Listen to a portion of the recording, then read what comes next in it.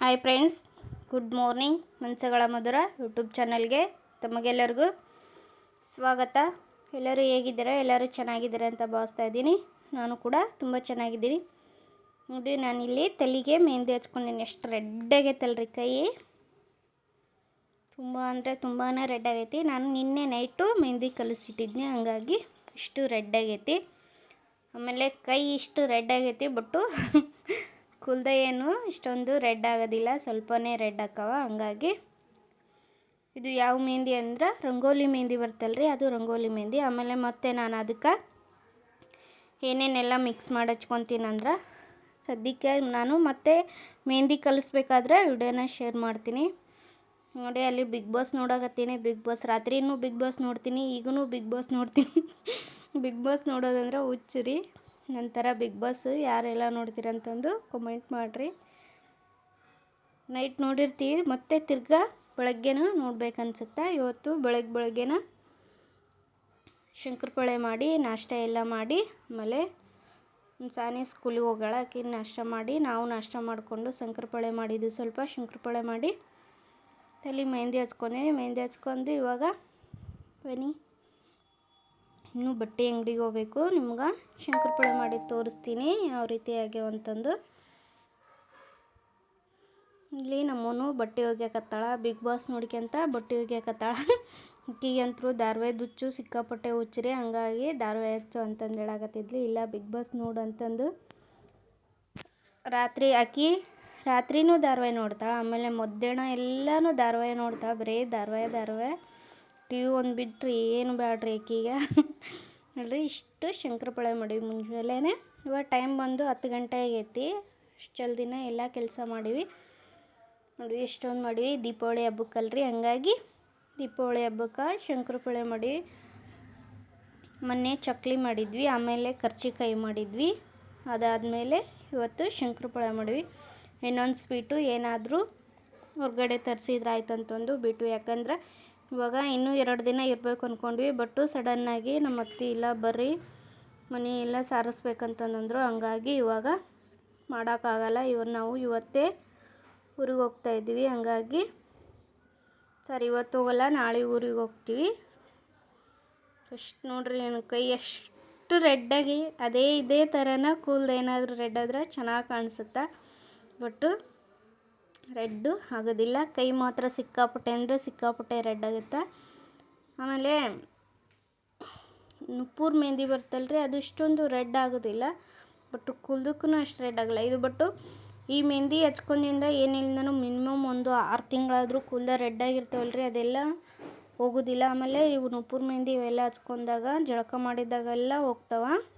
ಇವಾಗ ನಾವು ಜಸ್ಟ್ ಜಳಕ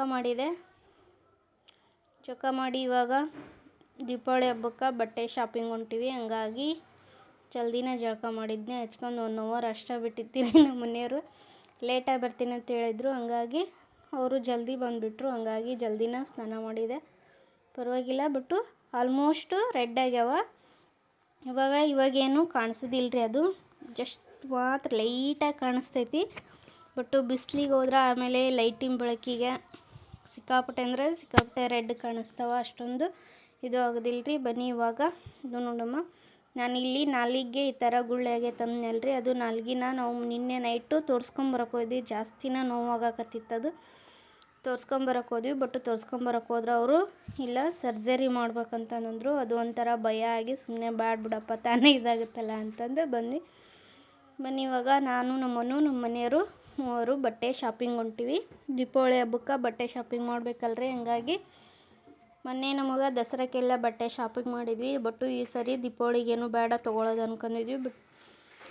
ಆಮೇಲೆ ನಮ್ಮದು ಕಾರ್ ಐತಲ್ರಿ, ಕಾರ್ ಪೂಜಕ್ಕೆ ಮತ್ತು ಮನೆ ಲಕ್ಷ್ಮಿ ಮಾಡಬೇಕು, ಬಟ್ಟೆ ತೊಗೊಂಬ ಅಂತ ಹೇಳಿದ್ಲ ಮತ್ತೆ. ಹಂಗಾಗಿ ನಾವಿಲ್ಲಿ ಬಟ್ಟೆ ಶಾಪಿಂಗ್ ಬಂದೀವಿ. ಅಂಗಡಿ ಸಿಕ್ಕಾಪಟ್ಟೆ ಅಂದರೆ ಸಿಕ್ಕಾಪಟ್ಟೆ ಗದ್ದಿಗೆ ಬಟ್ಟೆ ಇಷ್ಟೊಂದು ಕಿತ್ತದು ಹೋಗೋದು, ಅದ್ರಾಗ ತುಳಿದಾಡೋದು, ಅದ್ರಾಗ ಇದು ಮಾಡೋದು, ಯಾವ ಬಟ್ಟೆ ತೊಗೋಬೇಕು ಯಾವ ಬಟ್ಟೆ ತೊಗೋಬಾರ್ದು ಅಂತಂದು ಈ ಕಚ್ಚಿ ತುಳಿಯೋದು. ಬಟ್ಟೆ ನೋಡ್ಬಿಟ್ರಂತೂ ಬಟ್ಟೆನ ತೊಗೋಬೋದು, ಆ ಥರ ಹೊಲಸು ಮಾಡಿರ್ತಾರೆ. ರಾಶಿ ಬಟ್ಟೆ ಹಾಕ್ಯಾರ. ಮತ್ತು ಇಲ್ಲಿ ಹೋಲ್ಸೇಲ್ ಮಾಡ್ತಾರಲ್ರಿ, ಹಂಗಾಗಿ ಜಾಸ್ತಿ ಜನ ಬರ್ತಾರೆ. ಬಟ್ಟೆ ಕೆಲವೊಬ್ಬರು ಹೇಳ್ತಾರೆ ಬಟ್ಟೆ ಕ್ವಾಲಿಟಿ ಇಲ್ಲ ಅಂತಂದು, ಬಟ್ ನನಗೇನು ಆ ಥರ ಅನ್ಸಲ್ಲ. ಚೆನ್ನಾಗಿರೋ ಬಟ್ಟೆ ಎಲ್ಲ ಕ್ವಾಲಿಟಿ ಅದಾವ. ಇಲ್ಲೆಲ್ಲ ಮದುವೆ ಶಾಪಿಂಗ್ ಎಲ್ಲ ಜಾಸ್ತಿ ಈ ಕಡೆನಾರೇ ಬರೋದು. ನಮ್ಮ ಕಡೆ ಎಲ್ಲ ಈ ಕಡೆನೇ ಬರ್ತಾರೆ. ಇವಾಗ ನಾವು ಒಂದು 3-4 ಸೀರೆ ತೊಗೊಂಡು ನಮ್ಮನ್ನು 1-2 ಪ್ಯಾಂಟ್ ತೊಗೊಂಡು ಕುತ್ಕೊಂಡ್ವಿ. ಸುಸ್ತಾಗಕತ್ತಿದ್ರು. ಹಂಗಾಗಿ ನಮ್ಮನೆ ಮತ್ತು ಆಮೇಲೆ ಇನ್ನು ನಮ್ಮ ಮಾವರಿಗೆ ಬಟ್ಟೆ ತೊಗೋಬೇಕಾಯ್ತು. ಹಂಗಾಗಿ ನಾವಿಲ್ಲಿ ಸುಮ್ಮನೆ ಕುತ್ಕೊಂಡಿದ್ವಿ.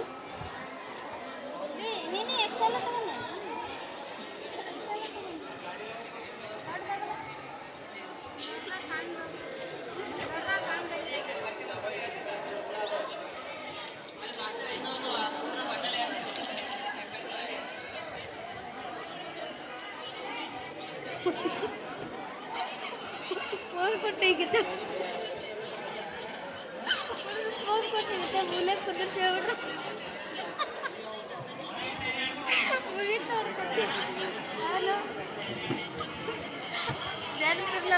ಅಲ್ಲೇ ಹೋಗಿ ನೆಟ್ ಖಾಲಿ ಸ್ವಿಚ್ಚಪ್ಪ ಆಗತ್ತಂದ್ರೆ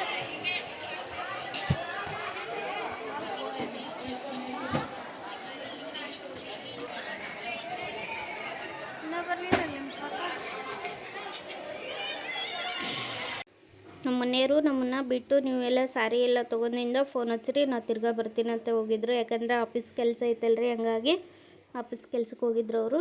ಇಲ್ಲಿ ಬಟ್ಟೆ ಶರ್ಟು ಯಾವ್ದು ತೊಗೊಳ್ಳಿ ಅಂತ ಕೇಳಕತ್ತಿದ್ರು. ಬಟ್ ನಾ ಯಾವುದಾದ್ರೂ ತೊಗೋ ಅಂತಂದು, ಯಾಕಂದ್ರೆ ನನ್ನ ಗಂಡಗಾದರೆ ನಾನು ಯಾವುದಾದ್ರೂ ಸೆಲೆಕ್ಟ್ ಮಾಡಿದ್ರೆ ಅವರು ಓಕೆ ಅಂತಾರೆ. ಬಟ್ಟು ಅವರು ನಮ್ಮ ಮಾವರಿಗೆ ತೊಗೊಳಕತ್ತಿದ್ರಲ್ಲ, ಹಂಗಾಗಿ ಯಾವುದಾದ್ರೂ ತೊಗೋಬ್ರಪ್ಪ ನೀನು ಅಂತ ಹೇಳಕತ್ತೀನಿ. ಇಲ್ಲ ಚಾಯ್ಸ್ ಮಾಡು ಅಂದರು. ಇಲ್ಲ ನೀನೇ ಯಾವುದಾದ್ರು ತೊಗೋ ನೋಡು ಅಂತಂದು, ಆಮೇಲೆ ವೈಟ್ ಬಟ್ಟೆ ತೊಗೊಂಬಿಡಮ್ಮ ಅಂತಂದು ಹೇಳಿದರು. ಇಲ್ಲ ಇದ್ರಾಗ ನೋಡಂದು ನಾನು ಸರಿ ಇಲ್ಲ ವೈಟ್ ನೋಡೋಣ ಬಾ ಅಂತಂದು ಕರ್ಕೊಂಡೋದ್ರು. ಬಟ್ಟು ವೈಟು ಅಷ್ಟೊಂದು ಇದ್ದಿಲ್ಲರಿ. ಯಾಕಂದರೆ ಕಾಟನ್ದಾಗ ಇದು ಜಾಸ್ತಿ.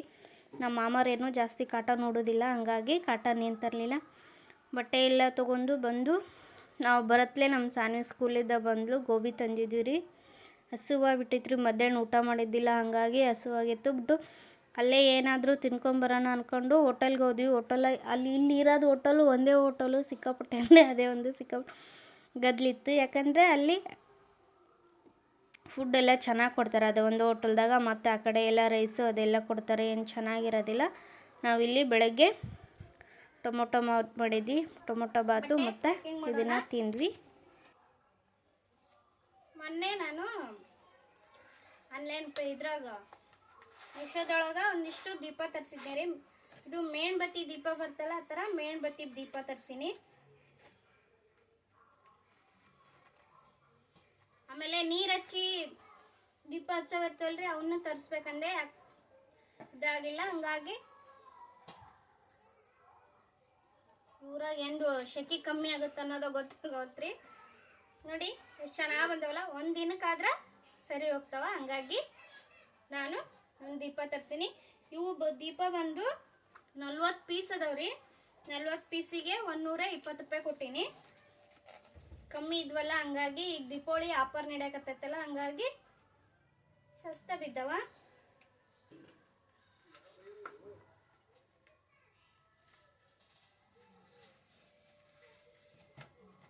ಇದೊಂದು ಬಾಕ್ಸ್ ಅಷ್ಟೇ ತರಿಸಿನ್ರಿ, ಮತ್ತೇನು ತರಿಸಿಲ್ಲ.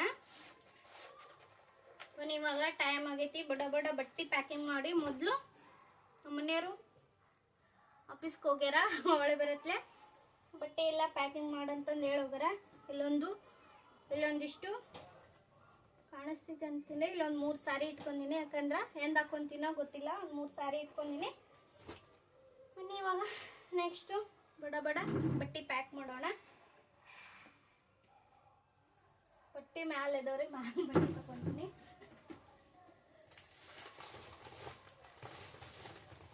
ಇಷ್ಟು ದೊಡ್ಡ ಗಂಟೇನು ಬಟ್ಟೆ ಎಲ್ಲ ಬೇರೆ ಡ್ರೆಸ್ ಅದಾವ ನೋಡ್ರಿ.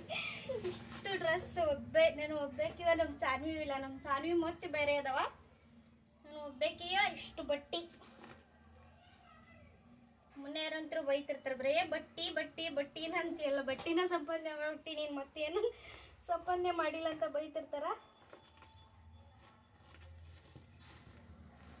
ಏನೋ ಗೊತ್ತಿಲ್ಲ ರೀ, ಬಟ್ಟೆ ಇರ್ಬೇಕಲ್ಲ, ಹಂಗಾಗಿ ಬಟ್ಟೆ ಜಾಸ್ತಿ ತೊಗೊಂಡೇನು. ಬಟ್ಟೆ ಇರ್ಬೇಕಂತಂದಲ್ಲ, ಯಾವಾದರೂ ಡ್ರೆಸ್ ಇಷ್ಟ ಆದ್ರೆ ಆ ಡ್ರೆಸ್ಸು ತೊಗೊಳೋದೊಂದು ಹುಚ್ಚ ಐತಿ. ಹಂಗಾಗಿ ಇದು ಒಂದು ಡ್ರೆಸ್ ಇಟ್ಕೊತೀನಿ, ಇದೊಂದು ಡ್ರೆಸ್ ಯಾವಾಗ ಹಾಕ್ಕೊತೀನೋ ಗೊತ್ತಿಲ್ಲ. 2 ದಿನ ನಾವು ಆಮೇಲೆ ಇನ್ನೂ ಒಂದು ಹೇಳ್ಬೇಕ್ರಿ ನಿಮ್ಗೆ. ನಾನು 1.5 ವರ್ಷದ ನಂತರ ನನ್ನ ಗಂಡನ ಮನೆಗೆ ಹೊಂಟಿವ್ರಿ. 1 ವರ್ಷ ಆಯಿತು ನಾವು ಹೋಗಿಲ್ಲ. ನಮ್ಮ ಮನೆಯವ್ರು 1 ವರ್ಷ ಏನೂ ಆಗಿಲ್ಲ,